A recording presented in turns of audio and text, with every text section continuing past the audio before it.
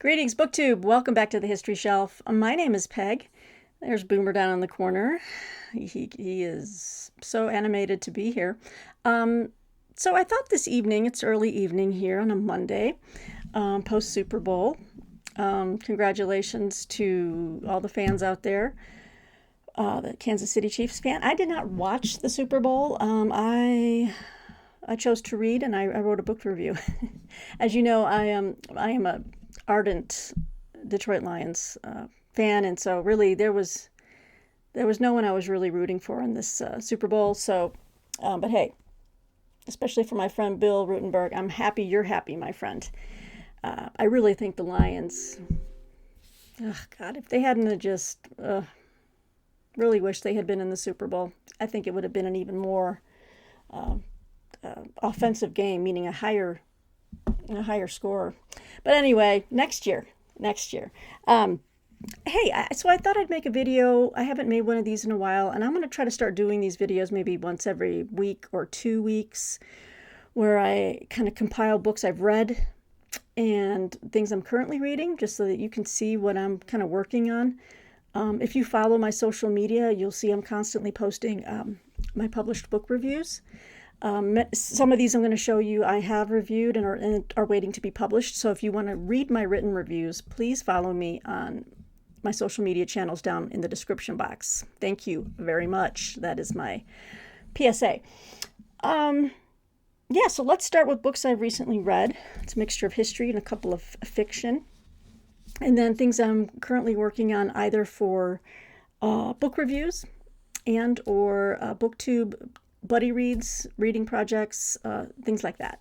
So let's get started. So this book is one of my 2 books that I chose to read for Q1 of Historathon 2024. I also wrote a review of it for the Washington Independent Review of Books, and I turned that in last week, late last week, so that should be coming out in a week or 2. But I have finished reading The Killing Ground, biography of Thermopylae, and I got a finished copy from the publisher, so I was really happy to have that because it has the pictures and the maps, which was really key to finishing up my review. I'll get into a little bit more detail with my wrap-up and at the end of March for Q1 for Historathon 2024, and I'll be featuring this one along with the other book that I'll be reading. I haven't started yet, but I plan on finishing it up before end of March. So I can highlight those 2 books that I read for Q1.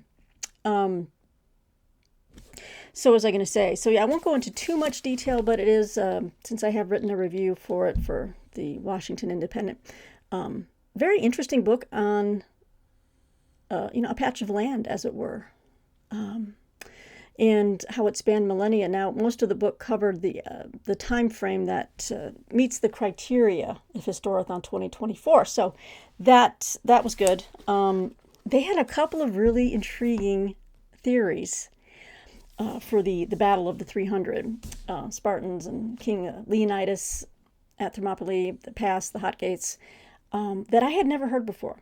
So I do want to mention that in my wrap-up. So stay tuned for my wrap-up at the end of March, where I'm going to talk about a couple of the theories they had about that battle, which was really, really refreshing. I've never heard anyone posit it before, which I also mentioned in my written review. Okay, so I've finished this one in the last couple weeks. I'm going to say these are books I've captured in the last couple weeks that I've read. Oh, and there are many that were on Kindle. They were ebooks, so I've kind of pulled up my Goodreads list so that I don't forget those. If I have time, I might drop a thumbnail in to the video, because I do review a lot of books that are on ebook, a lot of independent things too. So, yeah, I don't even know if I've done one of these videos for 2024 yet, for 2024. So I might have to dip back into my list for 2023 to see if there's anything I missed kind of showing you guys. But let's see. The next book I read, let me go here, is by an author I've read before. Many of you who are into like popular history, right? He wrote a book many years ago about Lincoln's the 12-day like manhunt. It's called Manhunt, the 12-day chase for Lincoln's killer. And then he did a variation, like a kid's book on that. But this is James L. Swanson. And this book is publishing on February 27th. This is, okay, let me get out of this. And I'll go back to my 2024 reads. Okay, so yes, James L. Swanson, don't mean to leave you hanging. This is The Deerfield Massacre. Let me get back to my camera. There we go.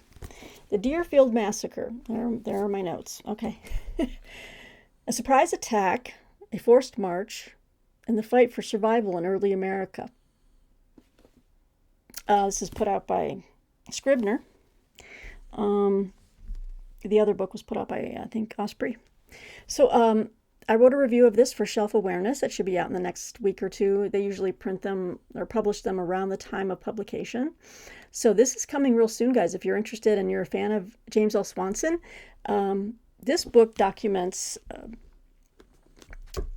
it's interesting because I don't want to go into too much detail in my review. You can read my review when it comes out if you follow me on social media, but this happened in a far western village in Massachusetts colony in 1704.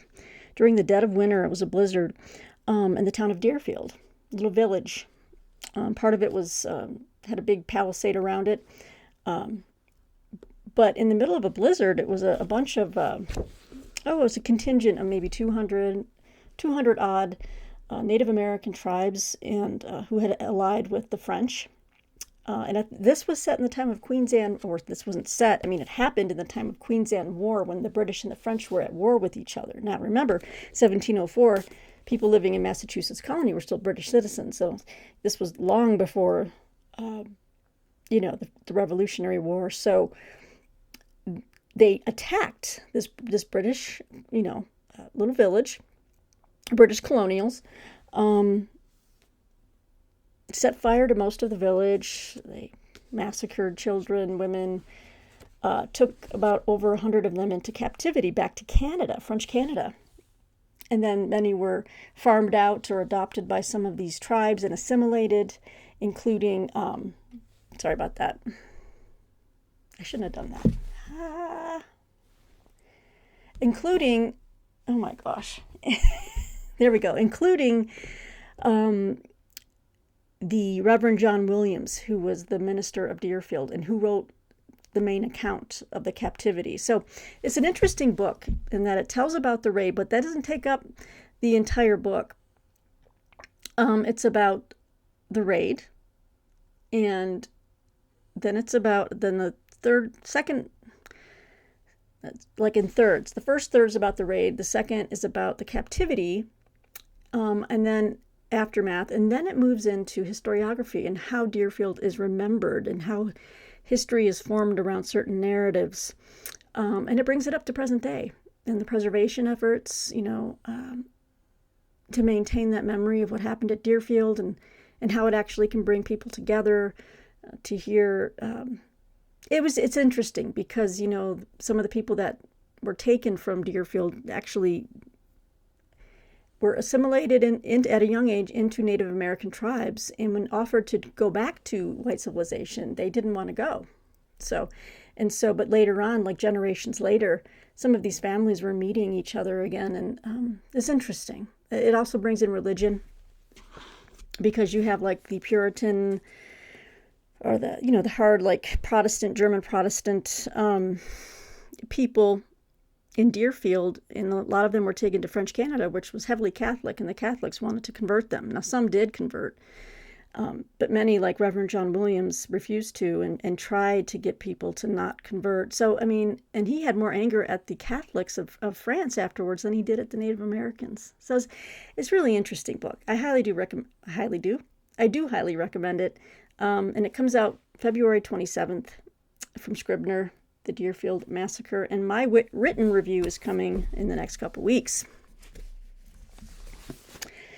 I've been a busy little bee here at the History Shelf. I'm always reading, always reviewing, always writing. What can I say? I love it. Let's see. I'm losing the light because it is the evening time, so I might have to pause at some point just to fix the lighting in here. Looking kind of sallow. This book, wow. Bill Rutenberg at the Rutenberg Library. I'm calling you out on this one. I'm not calling you out, but I'm going to say this book is one you're going to want to read. And the rest of you, please. I could not recommend this highly enough. And I was so tickled to be able to write a review for this. And this is Brought Forth on This Continent, Abraham Lincoln and American Immigration by Harold Holzer, winner of the Lincoln Prize. As you may know, Harold Holzer is one of the leading authorities on Lincoln studies, just on Lincoln, period. And what an elegant writer. Oh, so elegant. Oh, yeah, I haven't really been reading descriptions, but that's okay. I'm just telling you my thoughts. I think that's more natural than just... I read a lot of dust jacket copy when I'm showing you books I've just picked up or stuff, but this book, now that I can say, I've read this, I can tell you, this is well worth your time. Holzer really captures Lincoln's heart for immigration and immigrants in particular. He doesn't shy away from Lincoln's more... Lincoln wasn't perfect, no one is, but, he would tell a lot of ethnic jokes, and he really liked to tell, Irish jokes that really fed and lived on these stereotypes that, thank goodness, we've gotten away from, mostly, because, Martine is Irish, born in Dublin, Ireland, and, she has seen firsthand, maybe not the stuff that the folks coming over in the 19th century saw, but the family knows, there's a long history of, her family and then just everyone in Ireland. They're very conscious of that fact, is that, just the oppression, repression by the British and how the British viewed them. And a lot of that still lingers in Britain. They have this haughty kind of attitude sometimes towards the Irish, and so it's it's been an education for me, having a partner who is Irish and learning firsthand, the struggles that the people have gone through, and just reading more history about them. It's fascinating. So, but Holzer kind of explores all that. He explores the German immigrants who were really crucial and critical in electing Lincoln, working on his campaign, bringing in the German vote. Analyze the kind of distinctions between, the Irish tended to vote Democrat. So it's just fascinating. This was a really great book, and I was really pleased that the publisher sent me a finished copy. So I have the finished copy hardcover. It's downstairs. I haven't brought that up yet, but I finished this, and I've heavily underlined and notated for my review.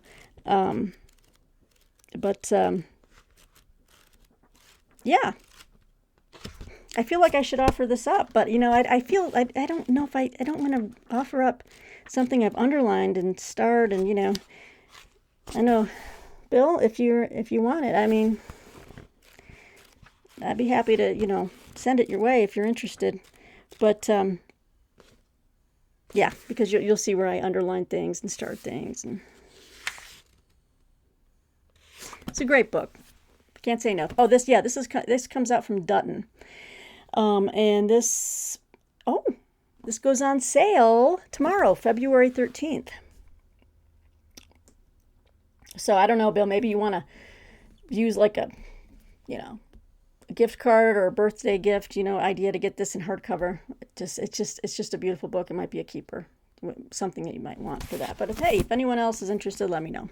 I can't tell you how soon I can get it out in the mail to you, but I will try. All right, so that was that one.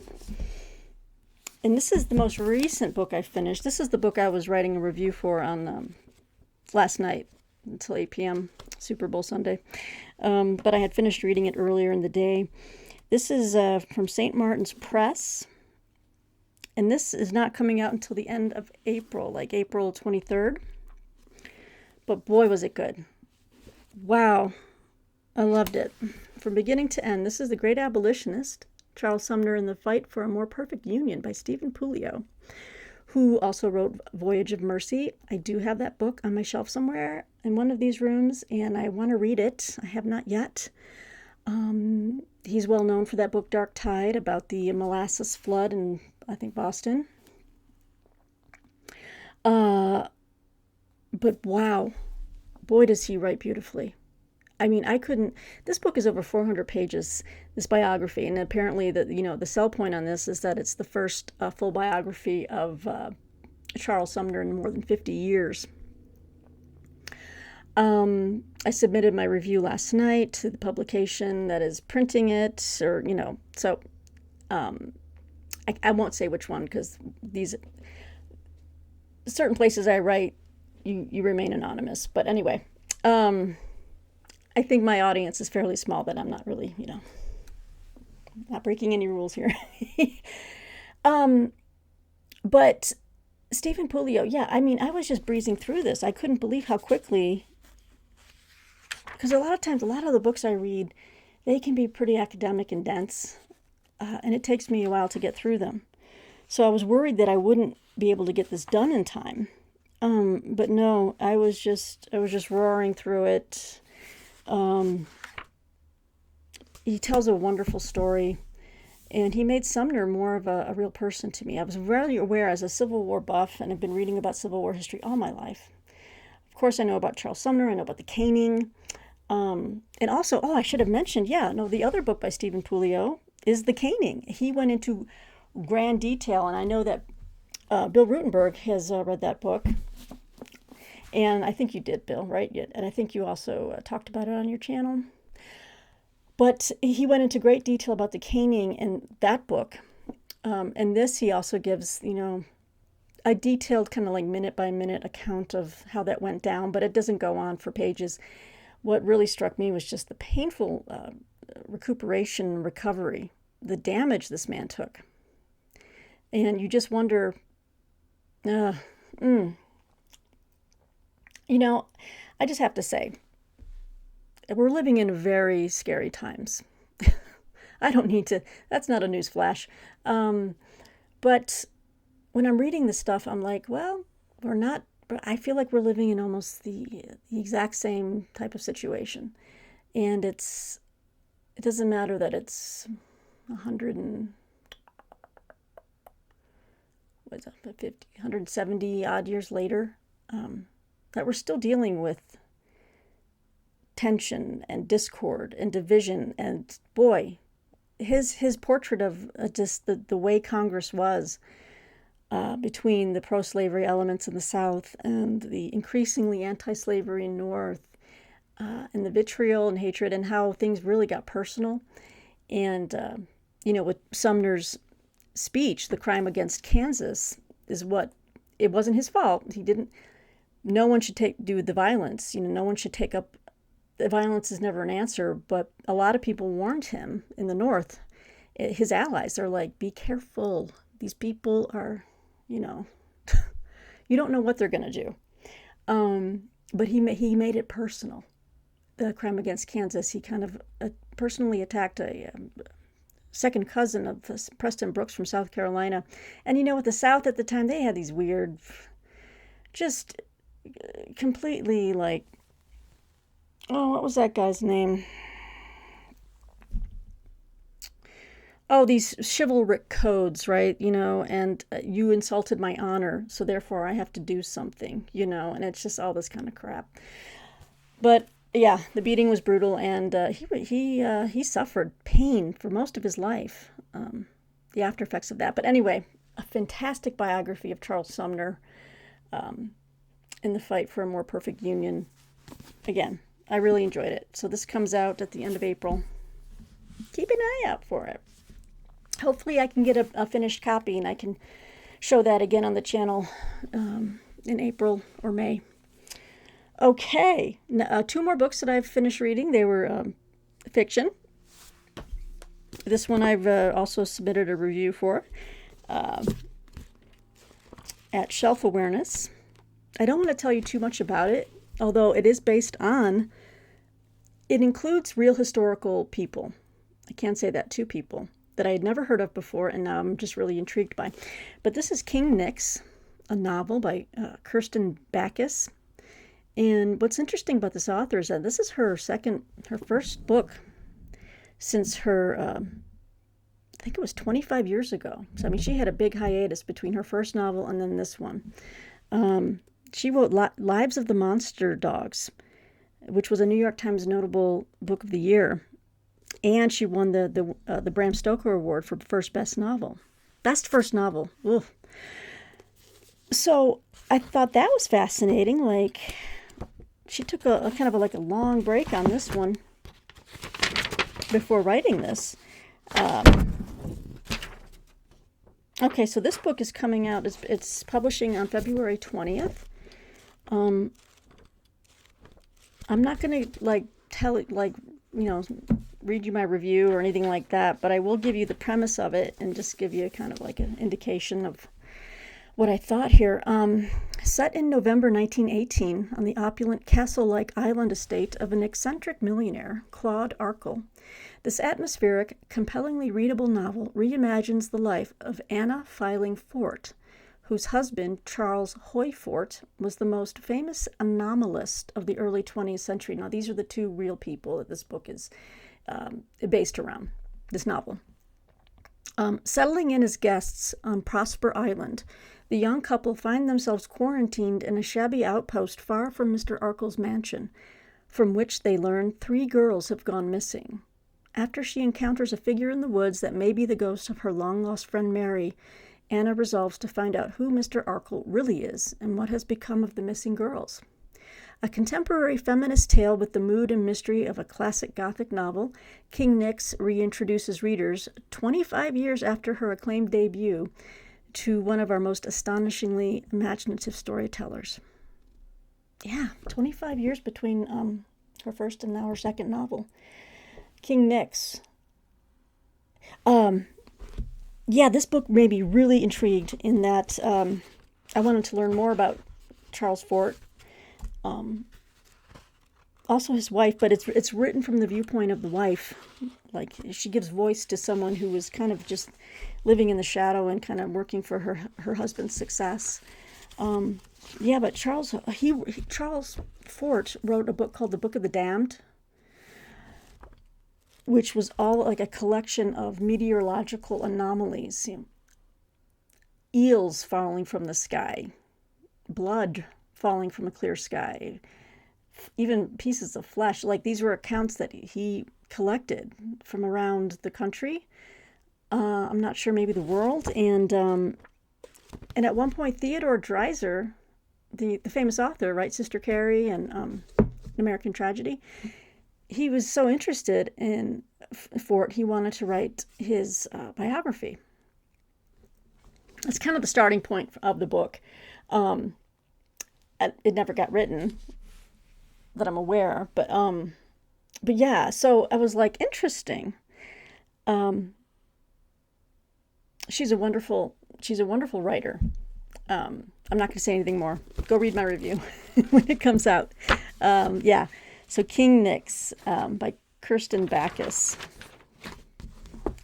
Pretty darn good. All right.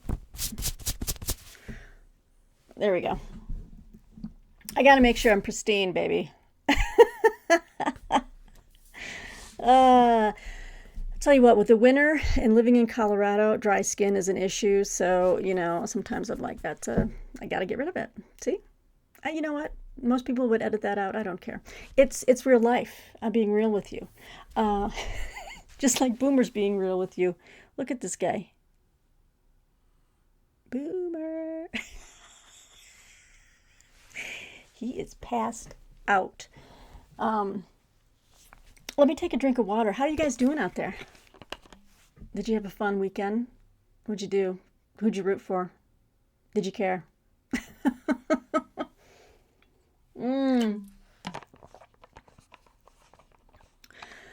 It's been an interesting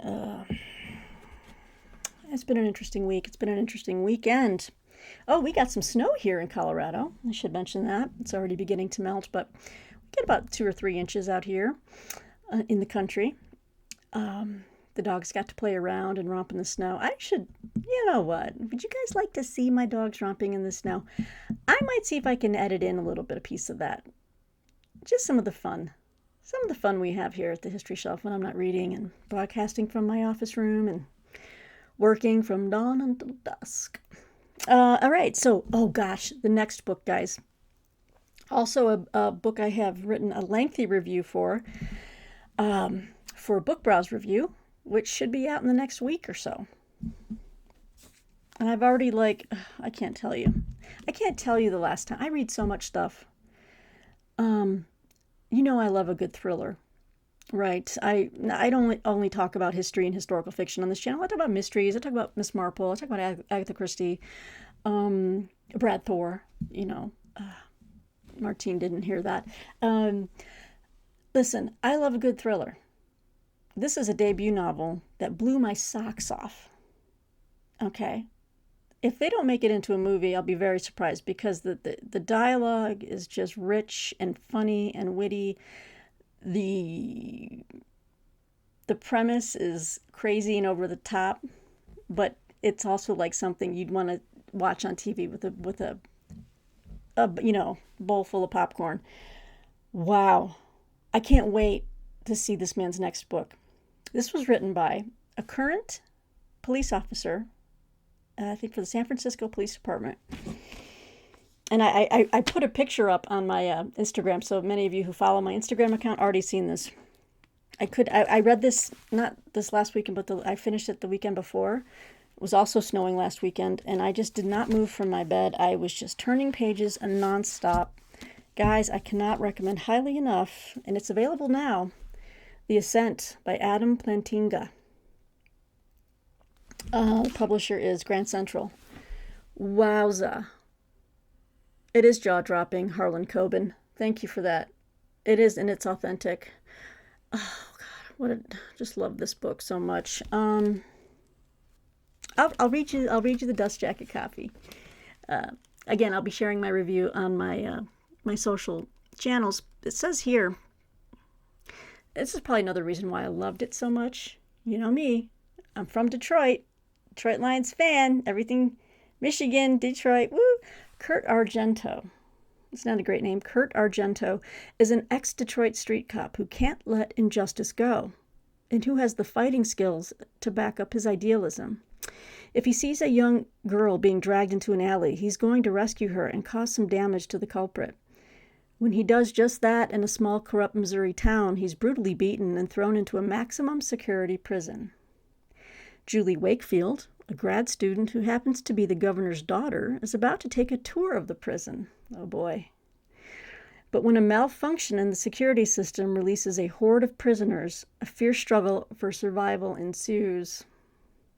Argento must help a small band of staff and civilians, including Julie and her 2 state trooper handlers, make their way from the bottom floor of the prison to the roof and safety. But standing in the way are 6 floors full of the most dangerous convicts in Missouri. Oh my God. Yes. And here's our author. He's outstanding. I've already tweeted, he's like, I'm so glad you liked the book. I'm like, dude, you don't even know. I don't want to say anything else to give anything away. I just pick this up and read it. If you like thrillers, and if you're okay, there's violence. Oh, is there violence? But there's also really, when I love this character, Kurt Argento, and it sounds like there's going to be another Kurt Argento novel in the next year. So I'm very happy. It kind of reminds me a little bit of the Reacher character, the Lee Child character. But there's also a really lot of heart and soul in this book. Because you kind of read, what happens, that kind of brought Argento to this place where he's, he should be in Detroit. Why is he in Missouri? Well, I'm not going to tell you. But yeah, it's not just a novel about escaping and violence and things like that. It's about faith, love, hope, and maybe redemption. But not in a way that's heavy-handed. It's as light as a feather, but you feel it throughout the book. It's just fantastic, guys. How long has it been since I've gushed about a book? I could not stop turning these pages. I loved it. Some of the dialogue, cracked me up. All right, so those are the books I recently read. Oh, in physical form, where are we at? God, my God, we're at 30 minutes, and I still have to show you what I'm currently or about to start reading here. Real quick, I'll look at my ebooks. I've recently read a very interesting book. It was number 5 in a series, and I read it in an ebook, and I've reviewed it for Independent Book Review. It's called Shitamachi Scam, and it's set. It's a kind of like a Tokyo police kind of story. It's written by Michael Pronko. He's written he's written a whole series. This was number 5. Now, I might go back and actually start at the beginning because it was a really great police procedural. It really made Tokyo the whole kind of, if you ever going to get into those Netflix movies that are, the foreign movies that are set in Japan or South Korea, wow, they're fantastic. I love watching like those police and detective movies that they have over there. And it just kind of brought a whole another culture alive. I mean, his descriptions of like the culture, the food. He used a lot of the real language there. The descriptions of people were just it just made you want to learn more. And the scam itself was really interesting, and it's based on a real current like crime wave. So anyway, Shitamachi Scam by Michael Pronko. I read that recently, and I think that review is already printed, or it's about to be. I need to share that on my socials, actually. I finished reading a very large ebook called Japan Brats by Michael Weddington. Japan Brats, the youth who bridged opposite worlds, Volume 1, Beginnings. It's about 500 pages, but it works really well as an ebook because there's a lot of color.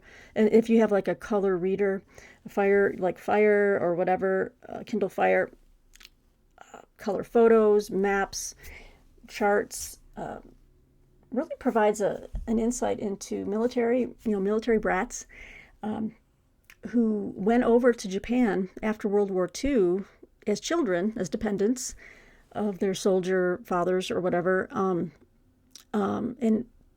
their world, how they kind of live there together and try to, again, bridging opposite worlds. It was really fascinating. And so I wrote a review on that as well, and I'll see if that's posted yet. I'll share it out. Let's see. As you can see, I've been reading quite a bit. Now, books in progress. All right, let's get back to it because it's a 30-minute video here. And I'm losing the light. Boomer is still past a boo. You okay?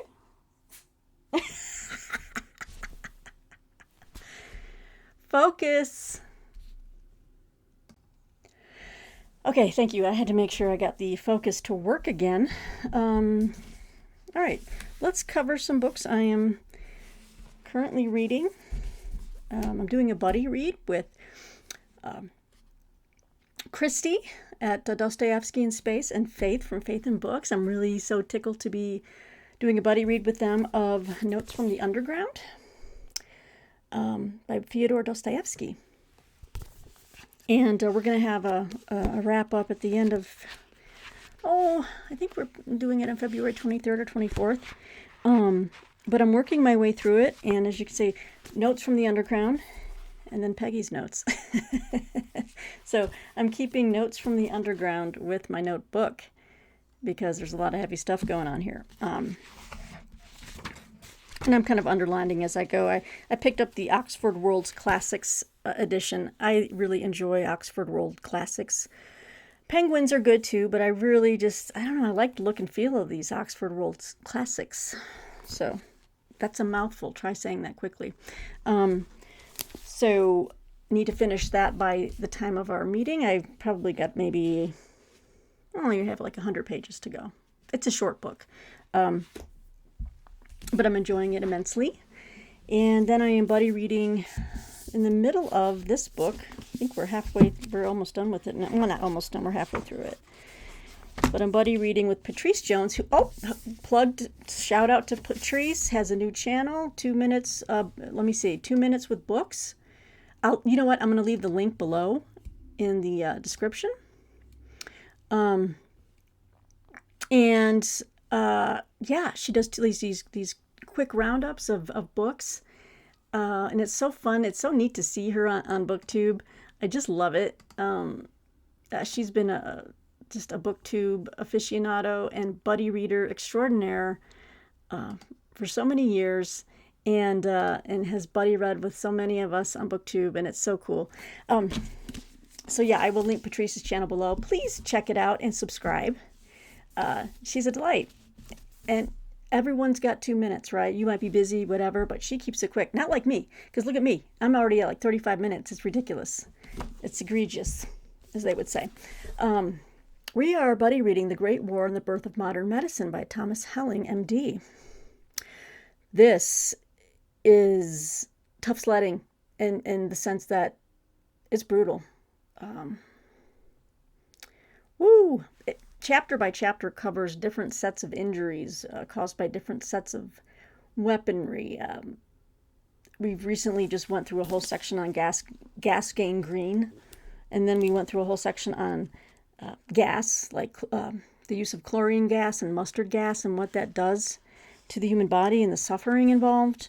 But at the same time, we're learning about all these techniques that the medical practitioners of the time really they innovated, boy, and they had to. They had no choice. They had to do it. There's like no waiting. We've got to figure these things out. We've learned how blood transfusions happened. Hang on a second. I apologize. I'm sitting here and I just thought I heard one of the dogs puking. This is real life, people. I had to get up and check on them. The two girls were on the master bedroom. They were sunning themselves, but now the sun is gone, and now Boomer. So I've got one more dog unaccounted for downstairs, but the sound was like right here. But I don't see where anyone threw up. Okay, you know what? I'm going to have to wrap this up soon because it's crazy time here at the Casa. But anyway, we're halfway through The Great War and the Birth of Modern Medicine, a history, and it's quite good. It's quite good, but we're reading about a chapter a week, and it's about all I can handle as far as just it's gruesome, unfortunately. But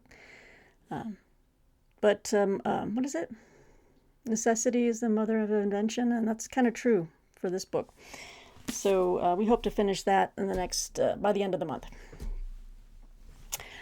And yes, many of you might be wondering, Peg,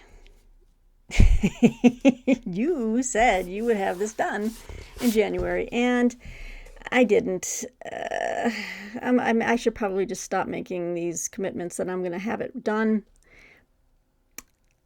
Other things have been happening. Life has been happening, and many of you are so gracious, and you're like, yeah, life happens. We're not stressed out about it. But I hate making predictions that just don't come true, so I apologize. But this is on my bedside table, and I want to finish up Nemesis so that we can get to the last one, which is Sleeping Murder, and then maybe tackle the short stories by contemporary authors next.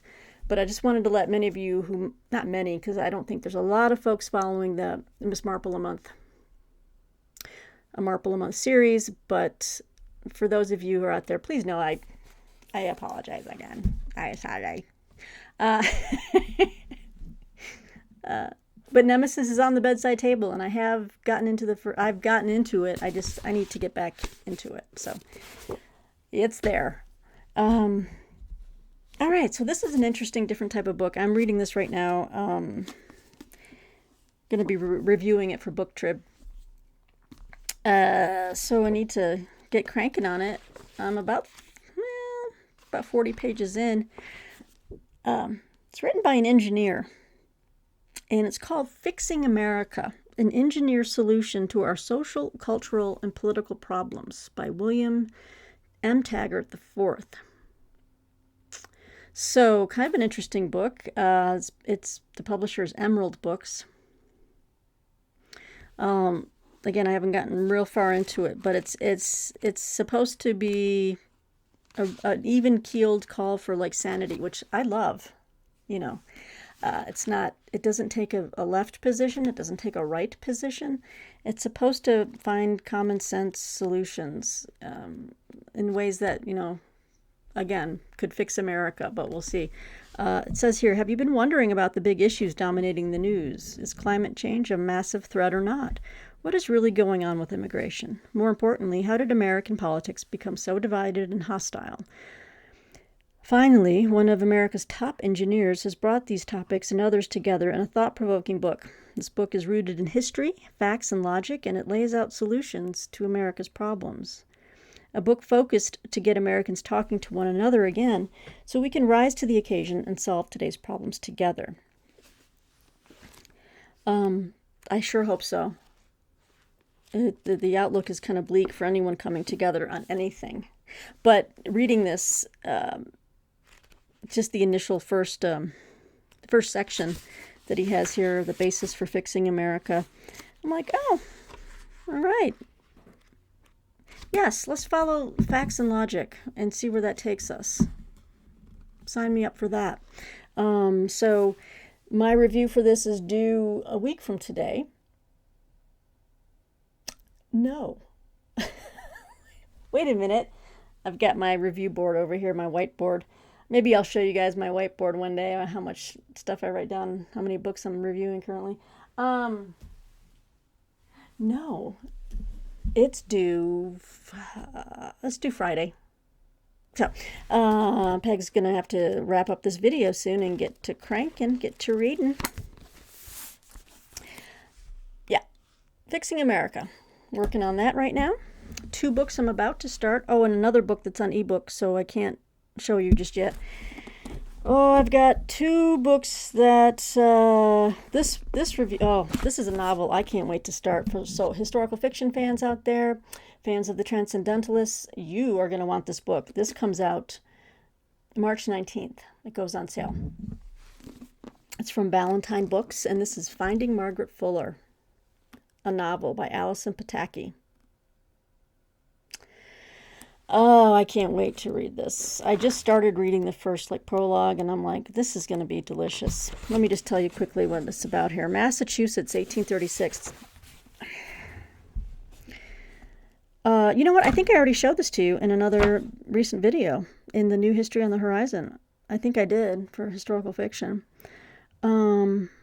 Yes, I did. So maybe reference that one of my recent videos, New History on the Horizon, episode 14. I featured this as the historical fiction release coming everyone's way. So typically need to get my reviews for shelf awareness out a month before the sell date. So if it's coming out on March 19th, I have to get it in a week from today. And the book is almost 400 pages. So you see what I'm saying. You see where I'm like, wow, I've got a lot going on. But I love it. I just wish I had more hours in the day and more energy, and I didn't have to sleep. As it is, I get less sleep than I used to, because I'm reading until 12:30 at night, sometimes later. Okay, and then this book, I think I've got a little bit of grace on this one. I think I can turn this one in around the 25th. Back to History. This is a book coming out May 7th. And this is called The Unvanquished, The Untold Story of Lincoln's Special Forces, The Manhunt for Mosby's Rangers, and the Shadow War That Forged America's Special Operations by Patrick K. O'Donnell. Oh, he wrote The Indispensables. What do you know? Okay. So this is the uncorrected proof cover of the book. It's coming up by, what's the publisher? Atlantic Monthly Press. Okay. Oh, this is one of the books I didn't include in my New History on the Horizon, episode 14, because it's not coming out until May. But as you can see, I have to read these early in order to get out the review. So it says here, the Civil War is most remembered for the grand battles that have come to define it. Gettysburg, Antietam, Shiloh, among others. However, as best-selling author Patrick K. O'Donnell reveals in The Unvanquished, a vital shadow war raged amid and away from the major battlefields that was in many ways equally consequential to the conflict's outcome. At the heart of this groundbreaking narrative is the epic story of Lincoln's Special Forces, the Jesse Scouts, told in its entirety for the first time. In a contest fought between irregular units, the Scouts hunted John Singleton Mosby's Confederate Rangers from the middle of 1863 up to war's end at Appomattox. With both sides employing pioneering tradecraft, they engaged in dozens of raids and spy missions, often perilously wearing the other's uniform, risking penalty of death if captured.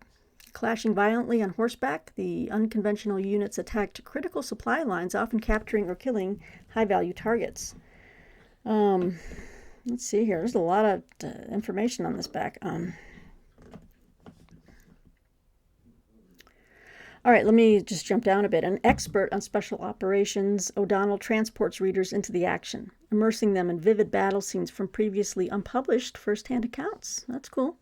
He introduces indelible characters such as Scout Archibald Rowand, Scout leader Richard Blazer, Mosby, the master of guerrilla warfare, and enslaved spy Thomas Laws. O'Donnell also brings to light the Confederate Secret Service's covert efforts to deliver the 1864 election to peace Democrats through ballot fraud, election interference, and attempts to destabilize a population fatigued by a seemingly forever war. Most audaciously, the Secret Service and Mosby's Rangers planned to kidnap Abraham Lincoln in order to maintain the South's independence. The first full chronicle of the shadow war between North and South, rich in action and offering original perspective on history, The Unvanquished is a dynamic and essential addition to the literature on the Civil War. Fantastic. You know, when I chuckle, it's not a chuckle, it's me saying, wow, history just repeats itself in so many ways. What? This is over like 330 pages. So I will probably start reading this by the weekend. In the meantime, I need to crank on Fixing America, Finding Margaret Fuller. I read fiction a lot faster than I do like nonfiction and history, so that shouldn't be a problem. And then I'm starting a novel that is also due on the 19th, a week from today. I think it's called Rookie Year, and it's about cops. It's an independent book. You know, I like to support independent authors, and one of the ways I do that is I review books by indie authors at Independent Book Review. It's one of the places that publishes my reviews. It's been great fun. I'm realizing there's a lot of talent out there that is being missed by major publishing companies. So yeah, I do what I can. I do indie author spotlights on this channel. And in fact, I've got a slew of new independent books that have come out in the last year. These are some from the end of last year that I was just able to get around to. I've been getting a lot of authors writing to me. And I was able to catch up on some correspondence late last week and apologized for my tardiness, but I said I would still love to feature your book on this channel. And so I'll have more coming your way, you guys, so you can take a look. More indie author books and spotlights. So anyway, we're almost at 50 minutes. Wow. Guess I was a chatty Cathy today. What are you going to do? All right, I need to go check on the dogs. It's not dinner time yet, so anyway, maybe I'll make another video once I check on everything. But thanks for sticking around. Thanks for following me here at the History Shelf. Again, follow my written reviews by following all my social channels: Twitter, X Twitter, whatever, Facebook, Instagram. Yeah, and you will always be up to date on what the Pegster's doing. Oh, I just forgot. There were 2 more books. Well, you know what? Yeah, one of them is a horror novel it just recently published. This Wretched Valley by Jenny Kiefer. It was pretty good. It's pretty good. Read my review on Shelf Awareness. I'll be posting those shortly. And then I told you at length about a wonderful new memoir, a Holocaust memoir. It's previously untranslated, and now it is in English for the first time, by Hungarian journalist Joseph Debreczni, called Cold Crematorium. That is posted now and live on Shelf Awareness. So I'm going to be posting those to my my social channels, so you'll be seeing those come across. But I think that pretty much catches you all up on what I've been doing here. And I'm going to keep plugging away on my stacks. And I hope, to make these videos about maybe bi-weekly. You know, as I finish things, I can kind of show you what I've finished reading and what new stuff is coming across the History Shelf desk. So until next time, everybody, thanks for sticking with me for this long journey. Take care and be well. God bless. Bye-bye.